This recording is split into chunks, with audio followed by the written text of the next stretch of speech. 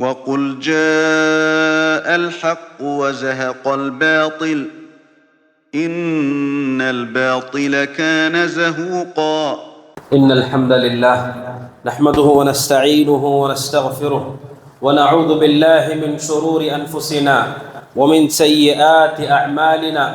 من يهده الله فلا مضل له ومن يضلله فلا هادي له، وأشهد أن لا إله إلا الله وحده لا شريك له، وأشهد أن محمدًا عبده ورسوله.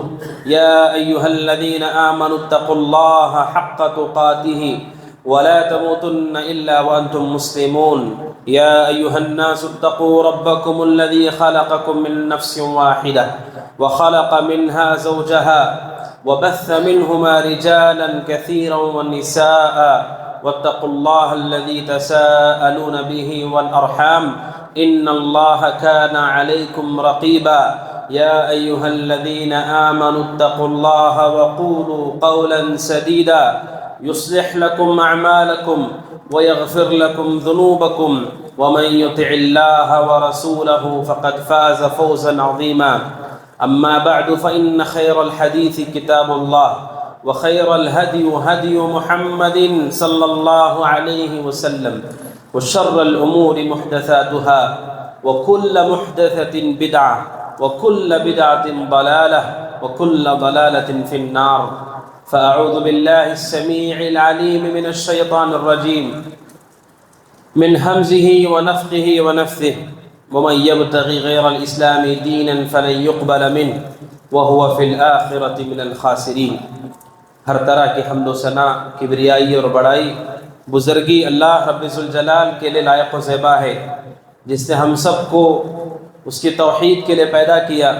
اسی رب ذوالجلال کے لیے حمد ہے، تعریف ہے، تمجید ہے، بزرگی ہے. اسی کی عظمت ہے دنیا میں، آخرت میں، ابتدا میں، انتہا میں. جو سب سے پہلے ہے، اس سے پہلے کچھ نہیں، وہ سب سے آخر ہے، اس کے بعد کچھ نہیں. وہ ہر چیز پر قدرت رکھنے والا رب ہے.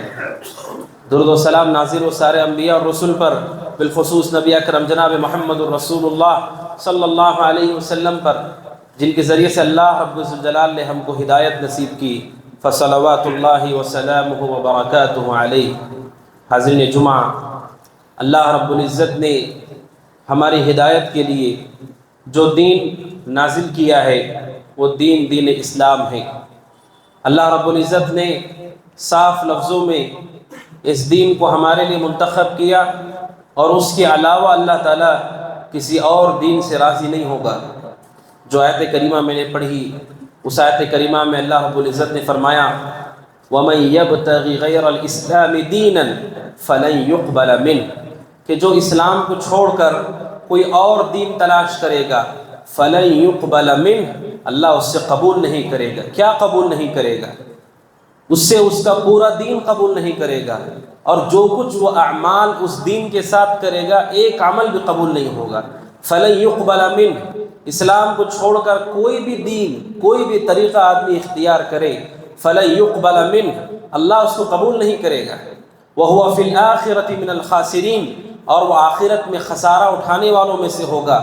اللہ رب العزت نے صاف لفظوں میں اس صراحت کے ساتھ بیان فرمایا کہ اللہ کے پاس قابل قبول کوئی دین ہے، وہ دین اسلام ہے. اور فرمایا ایک مقام پر اللہ رب العزت نے ان الدین عند اللہ الاسلام، دین اللہ تبارک و تعالیٰ کے پاس اسلام ہے. جو دین قابل قبول ہے، جو دین اللہ نے بندوں کے لیے اتارا ہے، جس میں ہدایت ہے، وہ دین اسلام ہی ہے. یہ دین، اس دین کی معرفت ہم سب پر واجب ہے، اس دین کی شناخت ہم سب پر واجب ہے. ہم نے اللہ تبارک و تعالیٰ کی معرفت کے بارے میں جانا کہ اللہ رب ذوالجلال کون ہے.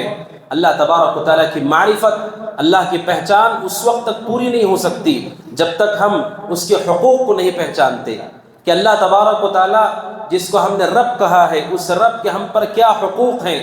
جب ہم حقوق کو نہیں جانیں گے تو ہم نے اللہ کی معرفت، اللہ کی پہچان کا حق ادا نہیں کیا.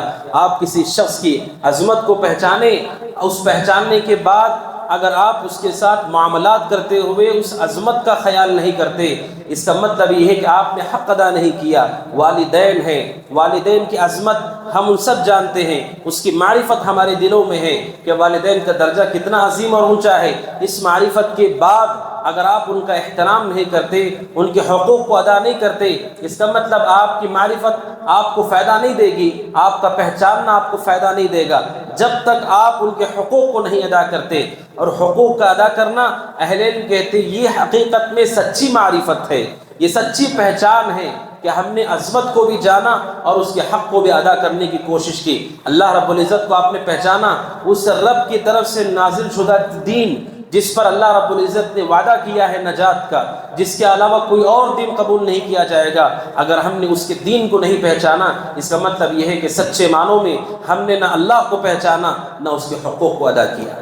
اللہ تعالیٰ کے دین کی معرفت انتہائی ضروری ہے کہ دین کیا ہے، دین کسے کہتے ہیں۔ ہم سب جانتے ہیں، ہم روزانہ صبح سے لے کر شام تک یا جب تک ہم زندہ ہیں ہم عبادتوں کے دائرے میں ہوتے ہیں۔ ہمارے دل میں کچھ عبادتیں ہوتی ہیں، ہماری زبان پر کچھ عبادتیں ہوتی ہیں، ہمارے عمل میں کچھ عبادتیں ہوتی ہیں، ہمارا تعلق مسجدوں سے ہوتا ہے، ہمارا تعلق علماء سے ہوتا ہے، ہمارا تعلق کتابوں سے ہوتا ہے، یہ دین کے نام پر ہوتا ہے کہ دین نے ہمیں اس کی تعلیم دی ہے۔ ضروری ہے کہ آپ جانیں کہ دین کیا ہے، اس کی بنیادیں کیا ہیں، دین کسے کہا جاتا ہے اور دین کی صحیح شکل کیا ہے۔ یہ معرفت ہم سب پر ضروری ہے، اس لیے کہ شریعت اسلامیہ کہتی ہے کہ نام اگر حقیقت پر مبنی نہیں، اس نام کا کوئی فائدہ شریعت میں نہیں ہے۔ اگر کوئی آدمی اپنے آپ کو مسلمان کہے، اس کا اپنے آپ کو مسلمان کہنا اور شریعت کے حقائق پر اس کا عمل نہ کرنا، وہ نام اسے فائدہ کبھی نہیں دے گا، اس لیے کہ اعتبار حقیقت کا ہے، نام اور القاب کا اعتبار نہیں ہے۔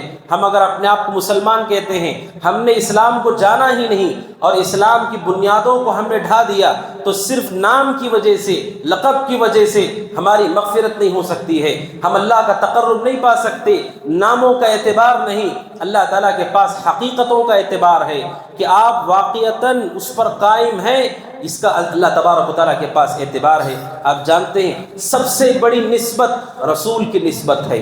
کوئی آدمی کہتا ہے کہ میں کون ہوں، میرا فلاں نام ہے، میری صفات یہ ہیں، میرا خاندان یہ ہے، میرا قبیلہ یہ ہے، اس اعتبار سے اس دنیا میں سب سے بڑی نسبت رسول کی نسبت ہے۔ نبی صلی اللہ علیہ وسلم کی نسبت سب سے بڑی نسبت ہے۔ کیا صرف رسول سے نسبت لوگوں کو فائدہ دے گی؟ اللہ کے نبی صلی اللہ علیہ وسلم نے اسلام کی ابتدا میں اپنے رشتہ داروں کو جمع کر کے آپ نے سارے رشتہ داروں سے کہا، آپ نے کہا اپنے آپ کو جہنم کی آگ سے بچاؤ، لا اغنی عنکم من اللہ شیئا، میں اللہ کے مقابلے میں تمہاری کوئی مدد نہیں کر سکتا۔ رشتہ داروں کو جو سب سے بڑی نسبت رکھتے ہیں، جس نبی پر پورا دین اترا ہے، اس نبی کے رشتہ داروں کو نبی نے کہا کہ تم اپنے آپ کو جہنم سے بچاؤ دین کو قبول کر کے، میں تمہارے لیے اللہ تعالیٰ کے مقابلے میں نفع بخش نہیں ہو سکتا ہوں، میں تمہیں اللہ تبارک و تعالیٰ کے مقابلے میں بچانے والا نہیں ہوں۔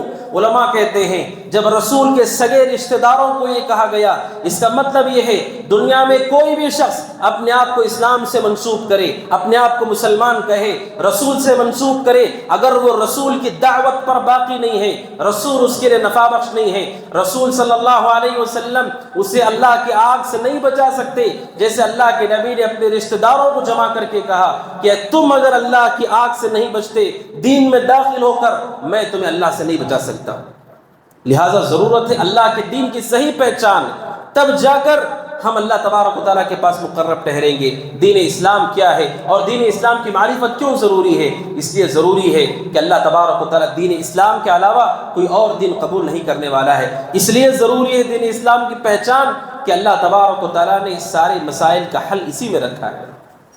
ابو داؤد کی روایت ہے، عبداللہ بن عمر فرماتے ہیں رضی اللہ تعالیٰ عنہما، نبی صلی اللہ علیہ وسلم نے فرمایا اذا تبایعتم بالعینة واخذتم اذناب البقر وتركتم الجهاد سلط الله عليكم ذلا لا ينزعه عنكم حتى ترجعوا الى دينكم۔ اللہ کے نبی نے فرمایا جہاں آخرت کی کامیابی اسی دین میں ہے، دنیاوی کامیابی بھی اسی دین میں ہے۔ اللہ کے نبی نے فرمایا جب تم لوگ سود کے کاروبار میں لگ جاؤ اور تم اخذتم اذناب البقر، اپنے گائے کے دموں کو پکڑ لو، دنیا کے حرص اور لالچ میں اپنے آپ کو لگا لو، وترکتم الجہاد، اور اللہ کے لیے کوشش کو ترک کر دو، سلط اللہ علیکم ذلہ، اگر یہ دین چھوڑو گے اللہ تعالیٰ ایسی ذلت مسلط کرے گا، لا ينزعہ عنکم، اللہ تعالیٰ اس ذلت کو کبھی تم سے نہیں ہٹائے گا، حتی ترجعوا الی دینکم، یہاں تک کہ تم دین کی طرف نہیں لوٹو گے اللہ اس ذلت کو کبھی نہیں اٹھائے گا۔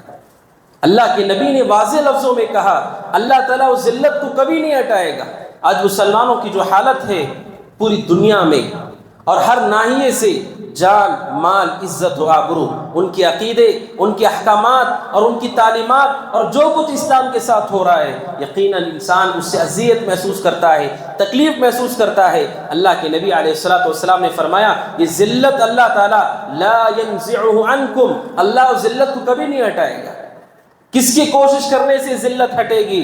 لا ينزعہ عنکم، جس رسول پر دین اترا ہے اسی رسول نے کہا وہ ذلت کبھی نہیں ہٹے گی، حتی ترجعوا الی دینکم، یہاں تک کہ تم اللہ کے دین کی طرف نہیں لوٹو گے، جو سچا دین ہے، حقیقی دین ہے، اگر اس کی طرف نہیں لوٹو گے اللہ اس ذلت کو کبھی نہیں ہٹائے گا۔ ہماری ذمہ داری ہے ایسے حالات میں جس میں ہم دیکھ رہے ہیں مسلمانوں کے ساتھ کیا کچھ ہوتا ہے، ہم سب کی ضرورت، ہم سب پر واجب ہے ہم اصل دین کی طرف لوٹیں تاکہ اللہ تبارک و تعالیٰ ان مسائل سے، ان پریشانیوں سے ہمیں نکال سکے۔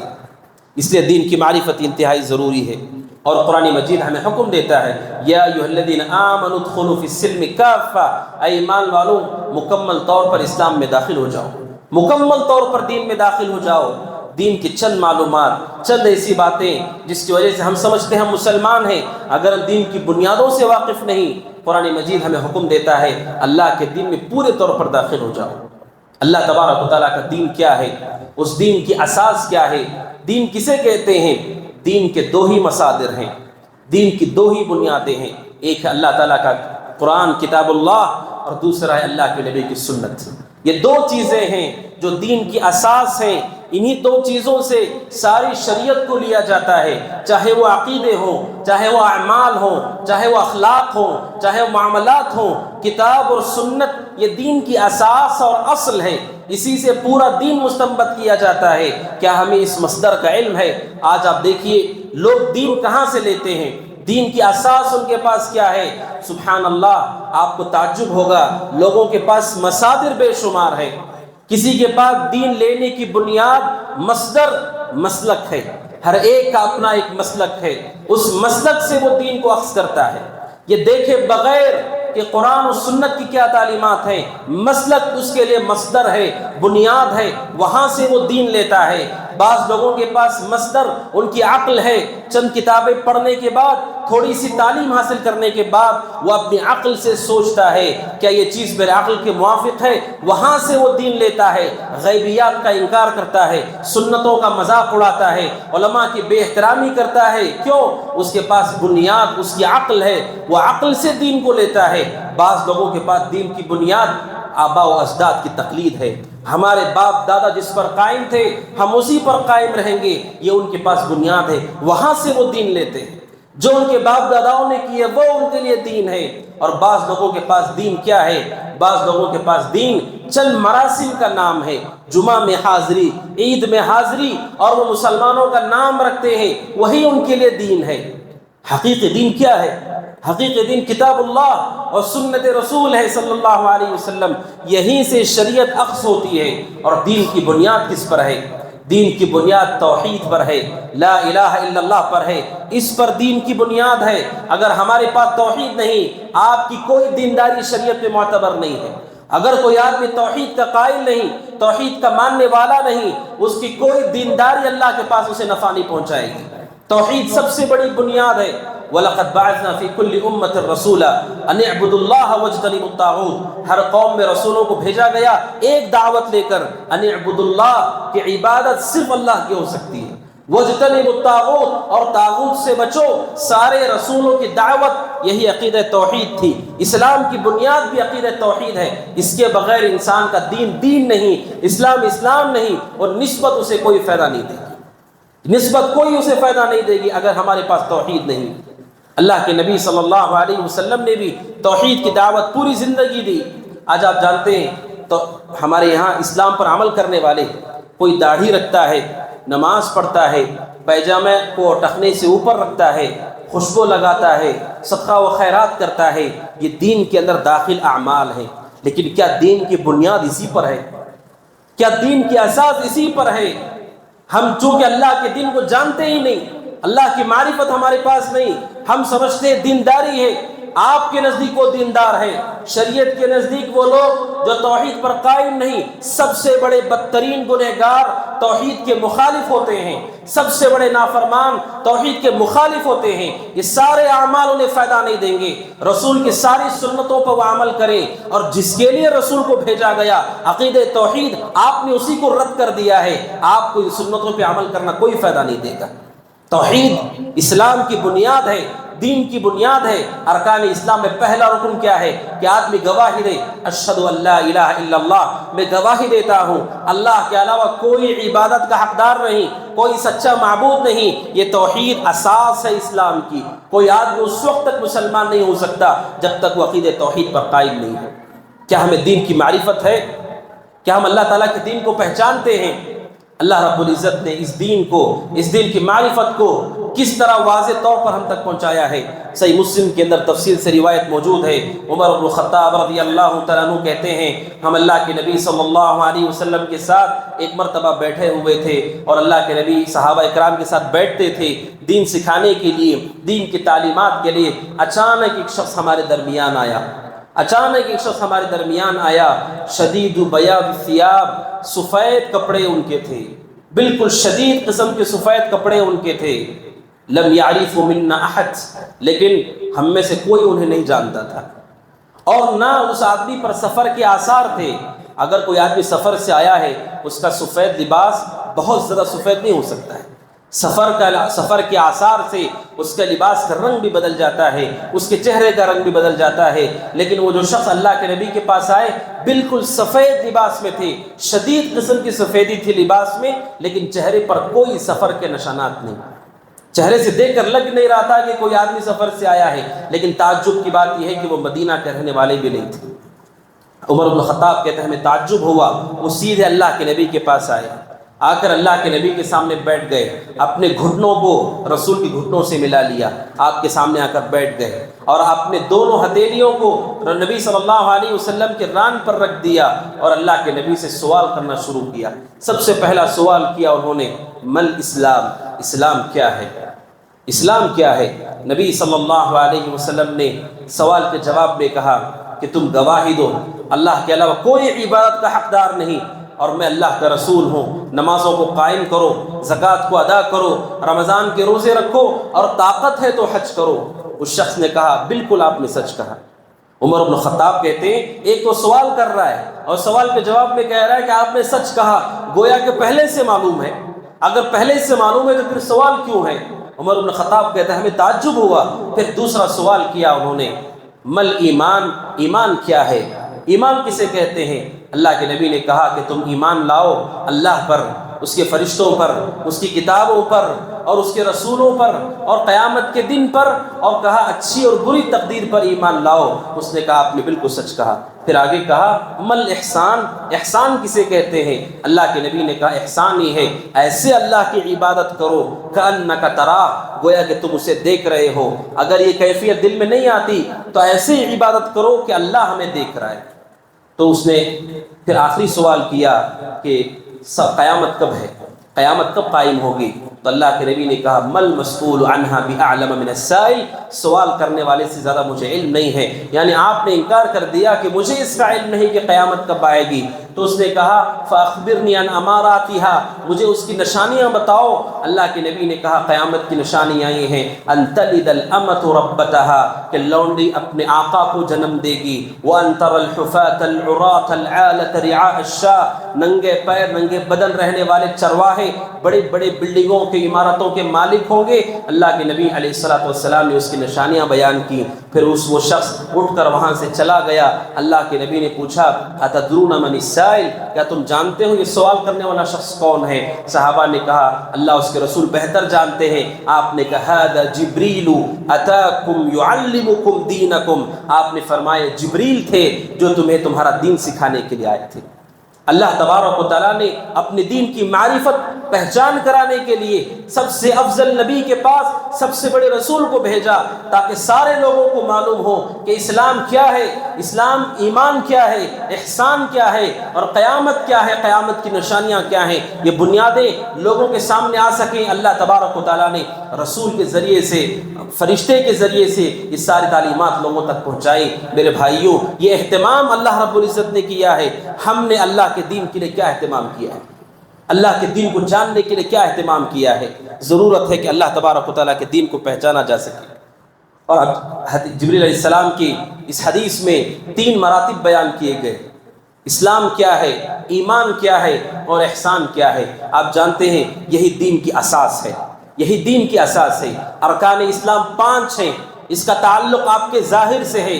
آپ گواہی دیں اللہ کے علاوہ کوئی عبادت کا لائق نہیں، اور آپ پوری زندگی توحید پر قائم رہیں۔ آپ گواہی دیں کہ اللہ کے نبی محمد اللہ کے رسول ہیں، اور پھر آپ پوری زندگی آپ کی اتباع کریں، کبھی بدعتوں کی طرف نہ جائیں۔ آپ 5 وقتہ نماز کے پابند ہوں، زکوٰۃ کی ادائیگی کرنے والے ہوں، رمضان کے روزے رکھتے ہوں، استطاعت پر حج کرتے ہوں۔ اس کا تعلق آپ کے ظاہر سے ہے کہ آپ کے جسم اور زبان سے یہ ساری چیزوں کا صدور ہوگا، اور ایمان آپ کے دل سے تعلق رکھتا ہے۔ اللہ پر مضبوط ایمان، اس کے فرشتوں پر ایمان، قیامت کے دن پر ایمان، رسولوں پر ایمان، اچھی بری تقدیر پر ایمان، یہ آپ کے دل سے تعلق رکھتا ہے۔ ظاہر و باطن کو اللہ کے دین کے تابع کرنا، یہی اسلام ہے کہ آپ ظاہر میں بھی دین کے پابند ہوں، باطن میں بھی دین کے پابند ہوں۔ اور احسان کیا ہے کہ آپ کس قدر اللہ تعالیٰ کی عبادت کرتے ہیں، اس کا درجہ کیا ہے۔ اس کے 2 درجے ہیں۔ آپ مسلمان ہیں، مومن ہیں، 2 درجے ہو سکتے ہیں۔ ایسے اللہ کی عبادت کیجئے گویا کہ آپ اللہ کو دیکھ رہے ہیں۔ علماء کہتے ہیں سب سے بڑا درجہ ہے یہ کہ گویا کہ آپ اللہ کو دیکھ رہے ہیں۔ آپ کے اخلاص کی انتہا یہ ہے گویا کہ آپ اللہ کو دیکھ رہے ہیں، جبکہ دنیا میں کوئی اللہ کو نہیں دیکھ سکتا ہے، لیکن آپ کے ایمان کی قوت ایسی ہو کہ گویا کہ میں اللہ تبارک و تعالیٰ کو دیکھ رہا ہوں۔ جب یہ کیفیت پیدا ہوگی تو پھر آپ مخلص ہوں گے، ریاکاری سے بہت دور ہوں گے، آپ کے عمل میں خلوص ہوگا، آپ کی زندگی کا مقصد اللہ کو راضی کرنا ہوگا۔ اگر یہ کیفیت کہ گویا کہ ہم اللہ کو دیکھ رہے ہیں، یا کم از کم درجہ یہ ہے اللہ تعالیٰ ہمیں دیکھ رہا ہے، چاہے وہ توحید کا معاملہ ہو، چاہے نماز کا معاملہ ہو، زکوٰۃ یا حج کا معاملہ ہو، گویا کہ اللہ تعالیٰ ہمیں دیکھ رہا ہے، یا یہ کیفیت ہمارے دل کے اندر ہونا چاہیے۔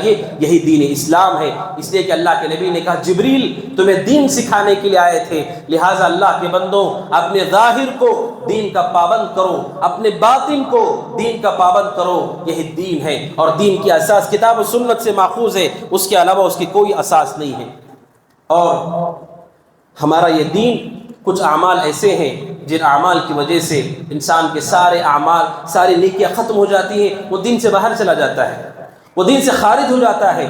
توحید کے مخالف امور، اگر کوئی آدمی اللہ کے ساتھ شرک کرتا ہے، کفریات میں سے کوئی بھی کام کرتا ہے، وہ دین اسلام پر کس قدر اچھے ڈھنگ سے پابند کیوں نہ ہو، اگر اس نے کفر یا شرک کا ارتکاب کیا، وہ دین اسلام سے خارج ہو جاتا ہے۔ یہ علم ہمارے پاس ہونا چاہیے، دین کی معرفت ہمارے اندر ہونی چاہیے کہ شرک کرنے سے وہ دین اسلام سے خارج ہو جاتا ہے، اس کی زندگی کے سارے اعمال برباد ہو جاتے ہیں۔ اللہ تبارک و تعالیٰ نے کہا انہ من یشرک باللہ فقد حرم اللہ علیہ الجنہ، جس نے اللہ کے ساتھ شرک کیا اللہ نے جنت کو اس پر حرام کر دیا ہے۔ جس نے بھی شرک کیا، شریعت یہ نہیں کہتی ہے کہ میں اپنے آپ کو مسلمان کہوں اور شرک کروں تو معاف ہو جائے گا، اپنے آپ کو کوئی مسلمان نہیں کہتا شرک کر رہا ہے وہ پکڑا جائے گا، ایسا نہیں ہے۔ جو بھی اللہ کے ساتھ شرک کرے گا اللہ تبارک و تعالیٰ اس پر جنت کو حرام کر دیتا ہے، اور آخرت میں وہ خسارہ اٹھانے والوں میں سے ہوگا۔ سورہ غاشیہ جو جمعہ میں ہم تلاوت سنتے ہیں، هل اتاک حدیث الغاشیہ وجوہ یومئذ خاشعہ عاملۃ ناصبہ، کہ اللہ تعالیٰ قیامت کے دن عمل کر کے تھکی ہوئی پیشانیوں کو، تھکے ہوئے لوگوں کو دہکتی ہوئی آگ میں داخل کرے گا۔ جو دنیا میں عمل کر کر کے تھکے ہوں گے، اللہ قیامت کے دن دہکتی ہوئی آگ میں انہیں داخل کرے گا۔ کیوں؟ کیونکہ وہ دین کی اساس سے واقف نہیں، ایمان سے واقف نہیں، توحید سے واقف نہیں، دیگر آپ کچھ بھی عمل کرتے ہوں، لیکن چونکہ آپ اساس سے واقف نہیں، اللہ کے پاس یہ نیکیاں آپ کو فائدہ نہیں دیں گی۔ ابن کثیر رحمۃ اللہ علیہ نے یہ واقعہ نقل کیا ہے کہ عمر بن خطاب رضی اللہ عنہ گزر رہے تھے، راستے میں ایک عبادت گزار عیسائی عبادت گاہ سے گزرے اور اس شخص کو دیکھ کر عمر بن خطاب رضی اللہ عنہ رونے لگے۔ اس شخص کو دیکھ کر عمر بن خطاب رضی اللہ عنہ رونے لگے۔ اس راہب نے پوچھا کہ مجھے آپ دیکھ کر کیوں روتے ہیں؟ آپ جانتے ہیں ہر دین میں جو عبادت گزار ہوتے ہیں، چاہے وہ کسی بھی دین میں ہوں، وہ لوگ نیکیوں کے پابند بھی ہوتے ہیں۔ چند نیکیاں ایسی ہوتی ہیں جن پر وہ محافظت کرتے ہیں، چاہے وہ صدقہ و خیرات ہو، کسی بھی دین کے ماننے والے ہوں، صدقہ و خیرات کے بعض لوگ اہتمام کرتے ہیں، بعض ایسے ہیں جو لوگوں کی فکر کرنے والے ہوتے ہیں، بعض ایسے ہیں جو لوگوں کی مدد کرنے والے ہوتے ہیں۔ عمر بن خطاب رضی اللہ عنہ اس عبادت گزار عیسائی کو دیکھ کر رونے لگے جو اپنے دین کے مطابق عبادت کر رہا تھا۔ اس نے پوچھا مجھے آپ دیکھ کر کیوں رو رہے ہیں؟ عمر بن خطاب نے کہا تم لوگوں سے متعلق قرآن مجید کی ایک آیت ہے جو ہم سے کیا کہتی ہے، عاملۃ ناصبہ، عمل کرنے والے لوگ تصلی نارا حامیہ، دہکتی ہوئی آگ میں جائیں گے، کیونکہ ان کے اعمال توحید پر قائم نہیں ہوں گے۔ توحید کے نہ ہونے کی وجہ سے دیگر سارے اعمال انہیں اللہ کے پاس نفع نہیں دیں گے۔ یہ آیت مجھے پریشان کر رہی ہے اور مجھے دکھ ہو رہا ہے، یہ لوگ جو تھک رہے ہیں عمل کر کے، ان کے پاس توحید نہیں، توحید نہ ہونے کے سبب وہ اللہ کے پاس بخشے نہیں جائیں گے۔ آپ جانتے ہیں اللہ کے نبی صلی اللہ علیہ وسلم کی دعوت توحید سے شروع ہوتی ہے۔ آپ نے سب سے پہلے لوگوں کو لا الہ الا اللہ کی دعوت دی، اس لیے کہ یہ اساس ہے، یہی مصدر ہے، یہیں سے سارے اعمال نکلتے ہیں۔ اگر وہ توحید پر قائم نہیں، آپ نے سب سے پہلے لوگوں سے کیا کہا کہ آپ نے لوگوں کو نماز کی دعوت دی، کیا آپ نے لوگوں کو اخلاق حسنہ کی دعوت دی؟ سب سے پہلے دعوت آپ نے دی قولوا لا الہ الا اللہ، لا الہ الا اللہ کہو کہ اللہ کے علاوہ کوئی سچا معبود نہیں، اور جس کی بھی عبادت کی جاتی ہے ان ساری عبادت کرنے والے جتنی لوگوں کی عبادت کرتے ہیں اس سے اپنے آپ کو دور کر لو۔ یہ اللہ کے نبی کی دعوت کی ابتدا تھی۔ اور آپ کی دعوت کی انتہا کیسے ہوئی؟ بخاری کی روایت ہے، حضرت عائشہ صدیقہ کہتی ہے رضی اللہ عنہا، اللہ کے نبی صلی اللہ علیہ وسلم بالکل بستر پر ہیں اور اللہ کے نبی صلی اللہ علیہ وسلم مرض اور آپ کی بیماری سخت ہو چکی ہے، اور انتقال سے پہلے، وفات سے پہلے اللہ کے نبی نے فرمایا لعنت اللہ علی الیہود والنصارى اتخذوا قبور انبیائہم مساجدا۔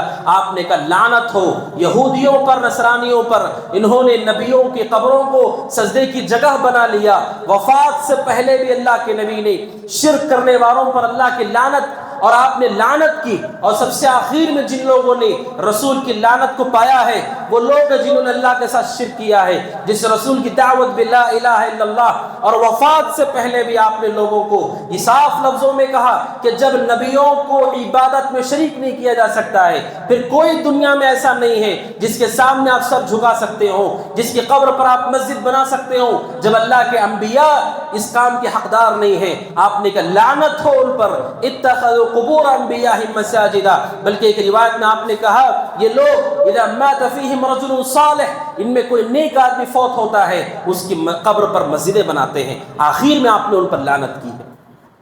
اور یہ اتنا اہم میں دین کی بنیاد توحید کہ اللہ کے نبی سے کہا گیا فَعْلَمْ أَنَّهُ لَا إِلَهَ إِلَّا اللَّهُ، جان لیجئے اللہ کے علاوہ کوئی عبادت کا حقدار نہیں۔ یہ آیت کب نازل ہوئی جانتے ہیں؟ یہ آیت کب نازل ہوئی کہ جان لیجئے اللہ کے علاوہ کوئی معبود برحق نہیں؟ یہ آیت کریمہ مدینہ میں آنے کے بعد نازل ہوئی ہے۔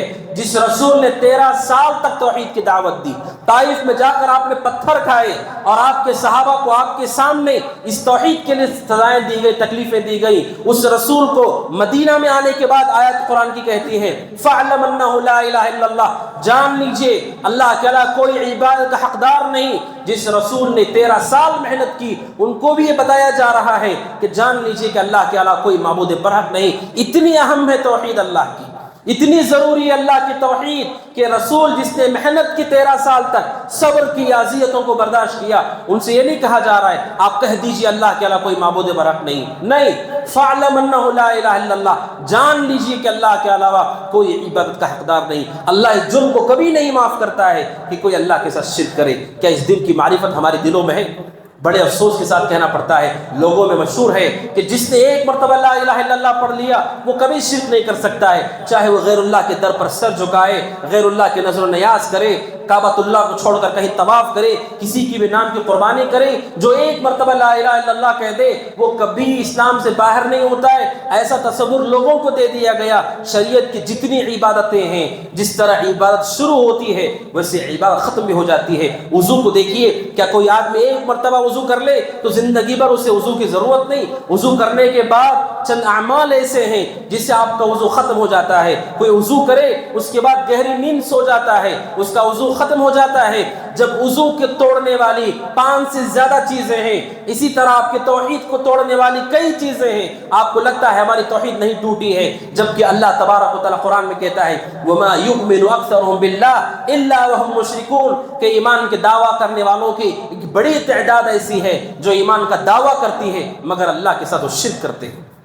اور اللہ کے نبی نے کہا لا تقوم الساعہ، اس وقت قیامت نہیں آئے گی حتی تلحق قبائل من امتی بالمشرکین، میری امت کے قبیلے مشرکوں سے جا کر مل جائیں گے۔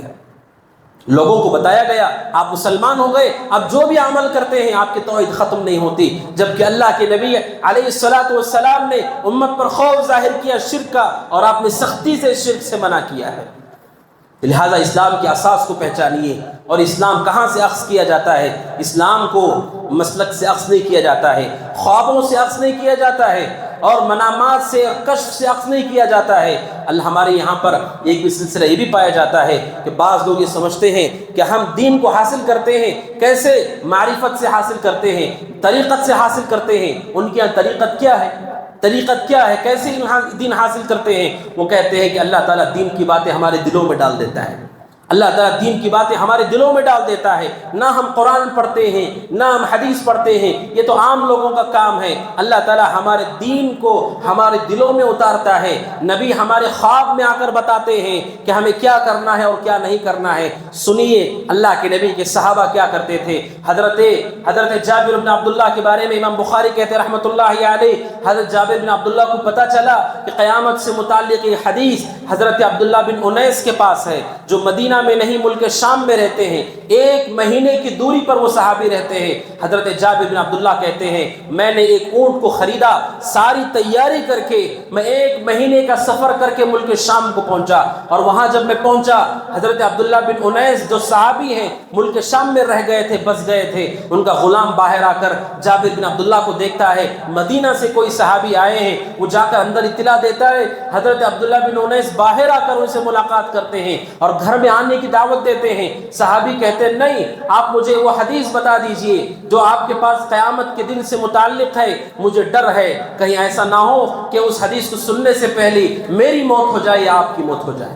میں نہیں چاہتا کہ میری آپ کی موت ہو جائے اور وہ حدیث سے میں محروم رہ جاؤں۔ 1 مہینے کا سفر کیا صحابی رسول نے سنت کو جاننے کے لیے، کیونکہ وہ جانتے ہیں دین قرآن اور سنت ہی سے اخذ کیا جاتا ہے، خوابوں سے، عقلوں سے اور کشف اور مراقبے سے دین نہیں آتا ہے۔ نہ رسول خواب میں آ کر دین سکھاتے ہیں، اس لیے کہ رسول نے زندگی بھر محنت کر کے دین سکھایا ہے، پھر دوبارہ آپ کو آنے کی کوئی حاجت نہیں خواب میں۔ اللہ کے نبی علیہ الصلوۃ والسلام کے صحابہ سفر کرتے ہیں ایک حدیث کے حصول کے لیے، اس لیے کہ اللہ کے دین کی معرفت انہیں تھی کہ اللہ کا دین کیا ہے۔ اور آپ جانتے ہیں اشہد ان محمد رسول اللہ یہ دین کی دوسری بنیاد ہے، توحید پہلی بنیاد ہے، دوسری بنیاد اشہد ان محمد رسول اللہ، اس کا تقاضا یہ ہے اللہ کے نبی کے طریقے کو چھوڑ کر کسی اور طریقے پہ عبادت نہ کی جائے، جس طرح اللہ کے علاوہ کسی کی عبادت نہیں کی جا سکتی، یہ پہلا اصل ہے۔ دوسرا اصل اور بنیاد یہ ہے کہ رسول کے علاوہ کسی اور طریقے پہ عبادت نہیں ہو سکتی اور کسی کو اس پر مقدم نہیں کیا جا سکتا ہے۔ حضرت عبداللہ بن عمر رضی اللہ تعالیٰ عنہما کے پاس سنن ترمذی کی روایت ہے، ایک آدمی آ کر سوال کرتا ہے حج تمتع کے بارے میں کہ حج تمتع کے بارے میں آپ کیا کہتے ہیں؟ عبداللہ بن عمر نے کہا حج تمتع حلال ہے۔ حج تمتع حج 3 طرح سے کیا جاتا ہے، ان میں سے ایک طریقہ حج تمتع ہے۔ عبداللہ بن عمر نے کہا حج تمتع حلال ہے۔ سائل نے کہا لیکن آپ کے والد عمر بن خطاب تو اس سے منع کرتے تھے، عمر بن خطاب اس سے منع کرتے تھے، حج تمتع سے منع کرتے تھے، اور آپ کہہ رہے کہ وہ حلال ہے۔ عبداللہ بن عمر نے اس شخص سے ایک سوال کیا، اور یہ سوال ہمارے لیے بنیاد ہے حق و باطل کی پرکھ کرنے کے لیے۔ عبداللہ بن عمر نے کہا امر ابی یتبع ام امر رسول اللہ صلی اللہ علیہ وسلم۔ عبداللہ بن عمر نے اس سے کہا میرے باپ کی بات، میرے والد کی بات، اس کی اتباع ہوگی یا رسول کی اتباع ہوگی، اختیار آپ کے پاس ہے، اختیار آپ کے پاس ہے۔ دو شخصیتوں کو وزن کر کے دیکھو، عمر بن خطاب میرے والد کی بات مقدم ہوگی یا رسول کی بات مقدم ہوگی؟ سائل نے کہا رسول کی بات متبع، رسول کی بات قابل اقتداء ہوگی۔ پھر عبداللہ بن عمر نے کہا پھر بات ہی ختم ہے، جب رسول کی بات سب سے مقدم ہے تو پھر رسول صلی اللہ علیہ وسلم نے حج تمتع کی اجازت دی ہے، یہ ثابت ہے حج تمتع۔ عبداللہ بن عمر کا یہ جواب ہمیں تعلیم دیتا ہے کہ اللہ کے نبی کے طریقے کے مقابلے میں جب عمر بن خطاب رضی اللہ عنہ کو پیش کیا گیا، حالانکہ ان کے والد کو پیش کیا گیا، اور والد کی محبت انسان کی فطرت میں ہے، لیکن رسول کی محبت صحابہ کے دلوں میں والد اور اولاد سے زیادہ تھی۔ عبداللہ بن عمر اپنے والد کا تذکرہ سن کر ناراض ہو گئے کہ رسول کے مقابلے میں میرے والد کا ذکر کیا گیا۔ اس سے پوچھا کیا رسول کی بات مانو گے یا عمر بن خطاب کی بات مانو گے؟ اب پتہ چلتا ہے جب عمر بن خطاب جیسا شخص علم کا پہاڑ رسول کے مقابلے میں دین ان سے نہیں لیا جا سکتا ہے، دین اللہ کے نبی سے، کتاب اللہ سے لیا جا سکتا ہے، تو آپ سوچئے اللہ کے نبی کے صحابہ سے افضل کون ہو سکتے ہیں؟ کیا ہم خوابوں سے علم لے سکتے ہیں؟ کیا ہم کشف سے علم لے سکتے ہیں؟ کیا ہم ایسے لوگوں سے علم لے سکتے ہیں جنہوں نے کبھی کتابیں نہیں کھولی، نہ قرآن کو دیکھا ہے، نہ سنتوں کو دیکھا ہے، جن کا حلیہ بھی شریعت کے خلاف ہے، جن کے اعمال بھی شریعت کے خلاف ہے؟ کیا وہ دین کے لیے مصدر ہو سکتے ہیں؟ کیا دین کے لیے بنیاد ہو سکتے ہیں؟ عبداللہ بن عمر کا یہ سوال، امر ابی یتبع ام امر رسول اللہ، کیا میرے والد کی بات کی اتباع ہوگی یا رسول کی اتباع ہوگی؟ یہ سوال ہر ایک کے لیے ہے۔ لوگ کہتے ہیں نہیں وہ تو بہت بڑے درجے کے تھے، جب بھی سنتوں کی بات آتی ہے لوگ عظمتوں کا حوالہ دیتے ہیں۔ عبداللہ بن عمر نے اس باطل فکر کو ختم کر دیا کہ رسول کے مقابلے میں کوئی بھی شخص کتنا بھی عظیم ہو، اس وقت ان کی عظمتوں کو بیان کرنا سنتوں کی توہین ہے۔ آپ سنت کے مقابلے میں کسی کی تعریف کرنے لگے، نہیں ہمارے تو اتنے بڑے امام ہیں، اتنے بڑے عالم ہیں، اتنے بڑے بزرگ ہیں۔ اگر آپ رسول کی سنت کے مقابلے میں کسی کی تعریف کرتے ہیں، آپ نے رسول کی سنت کی اہانت کی ہے، آپ نے رسول کی ناقدری کی ہے۔ جب عمر بن خطاب کا تذکرہ آیا رسول کے مقابلے میں، عبداللہ بن عمر نے اسے برداشت نہیں کیا اور کہا جب رسول نے کر دیا تو پھر کیا رسول کی بات اتباع کی قابل ہے یا میرے والد کی بات اتباع کے قابل ہے؟ لہٰذا ان دو اصلوں کو یاد رکھیے، اللہ یعبد الا اللہ، عبادت صرف اللہ کی ہو سکتی ہے، یہی اسلام ہے، اور اللہ یعبد الا بما شرع، اور عبادت صرف رسول کے طریقے پر ہو سکتی ہے، یہی دین ہے، یہی دین ہے اور یہی دین کی اساس ہے، اور یہ اللہ کے نبی صلی اللہ علیہ وسلم کی تعلیمات میں سے۔ اور آپ جانتے ہیں حضرت صحابہ کرام رضوان اللہ تعالی علیہم اجمعین پوری زندگی اسی پر قائم رہے، پوری زندگی اسی پر قائم رہے، لیکن بعد میں امت کے اندر مختلف چیزیں داخل ہوئی، دین کی شکلیں بگڑی، اس کے بہت سارے اسباب ہیں، بہت سارے اسباب ہیں۔ ابن الجوزی رحمۃ اللہ علیہ نے کتاب لکھی ہے تلبیس ابلیس، کہ ابلیس نے کیسے لوگوں کو عجیب و غریب فتنوں میں داخل کیا ہے۔ ان میں سے ایک چیز انہوں نے ذکر کی ہے کہ ابلیس نے ہمیشہ لوگوں کو کتاب و سنت سے توڑنے کی کوشش کی ہے، کتاب و سنت ان بنیادوں سے کاٹنے کی کوشش کی ہے۔ کبھی علم سے نفرت دلائی گئی، کبھی وہ لوگ جو کتاب و سنت کے داعی ہیں ان سے نفرت دلائی گئی۔ بہر صورت کتاب و سنت سے آپ کٹ جاتے ہیں تو پھر آپ کس وادی میں جائیں گے اس کا کوئی بھروسہ نہیں۔ اگر آپ کے پاس اساس نہیں، آپ کے پاس بنیاد نہیں، آپ کے پاس ترازو نہیں، آپ کس وادی میں جائیں گے آپ کو خود پتہ نہیں ہوگا۔ اس لیے علماء کہتے ہیں اللہ کے نبی صلی اللہ علیہ وسلم کی سنتیں اور کتاب اللہ یہ ترازو ہے، اس ترازو پر سارے اقوال کو، ساری باتوں کو وزن کیا جائے گا۔ دین کی کوئی بھی بات ہو کتاب و سنت پر وزن کیا جائے گا، اور کوئی بھی عمل ہو کتاب و سنت پر وزن کیا جائے گا، کوئی بھی عالم دین ہو کتاب و سنت پر وزن کیا جائے گا۔ جو اس کے موافق ہے وہی حق ہے، اور جو اس کے مخالف ہے اس کو رد کر دیا جائے گا، کائنا ما کان، چاہے جو ہو جائے اس کو رد کر دیا جائے گا۔ یہ اسلام کی غیرت ہے اور اللہ کے دین کی معرفت کی غیرت ہے کہ ہمارے اندر ہونا چاہیے۔ اور جانتے ہیں آپ مشکلوں کی بنیاد شرک ہے، بدعات ہے۔ ابن تیمیہ رحمۃ اللہ علیہ کہتے ہیں کہ امت اسلام جب قوت و غلبے میں تھی، اور کیسے قوت و غلبے سے پستی کی طرف آئی، کہتے ہیں جب شرک اور بدعات کا ظہور ہوا، خرافات کا ظہور ہوا، اللہ تبارک و تعالیٰ نے ہماری حکومتوں کو، ہماری طاقتوں کو اللہ تعالیٰ نے فنا کر دیا، مٹا دیا۔ جانتے ہیں غزوہ احد کو، غزوہ احد کو اللہ کے نبی علیہ السلام نے 50 صحابہ کو جبل رمات پر متعین کیا کہ اس سے نیچے نہیں اترنا، چاہے تم دیکھو کہ پرندے ہمارے سروں کو نوچ رہے ہوں، اس پہاڑ سے نیچے نہیں اترنا۔ اللہ کے نبی صلی اللہ علیہ وسلم کے صحابہ کو لگا جنگ ہو گئی، پہاڑ سے اتر گئے، بہر صورت رسول کی سنت کو اس وقت چھوڑ دیا گیا۔ اللہ تبارک و تعالیٰ کی طرف سے کیا دیکھنے کو ملا جنگ احد میں؟ غزوہ احد میں کیا دیکھنے کو ملا؟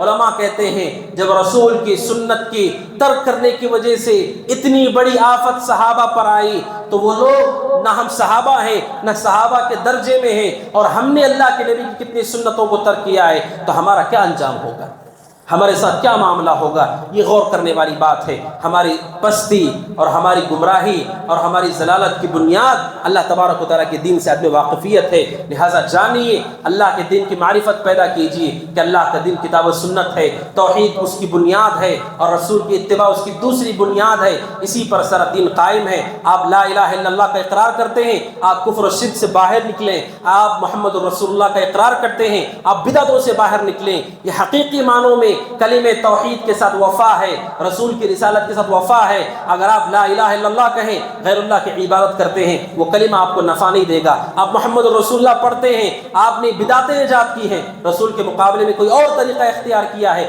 آپ کو نفع نہیں دینے والا ہے۔ لہٰذا ہمیں اللہ سے ڈرنا چاہیے اور اللہ کے دین کی ان بنیادوں کو، لا الہ الا اللہ اور محمد رسول اللہ، اور جو تفاصیل شریعت میں آئی ہیں ان تفاصیل کو ہمیں اختیار کرنا چاہیے۔ اللہ تبارک و تعالیٰ سے دعا ہے کہ اللہ تعالیٰ ہمیں صحیح دین کی معرفت پیدا کرنے کی توفیق عطا فرمائے۔ اللہ تعالیٰ صحیح دین اسلام، دین توحید پر ہم کو قائم و دائم رکھے۔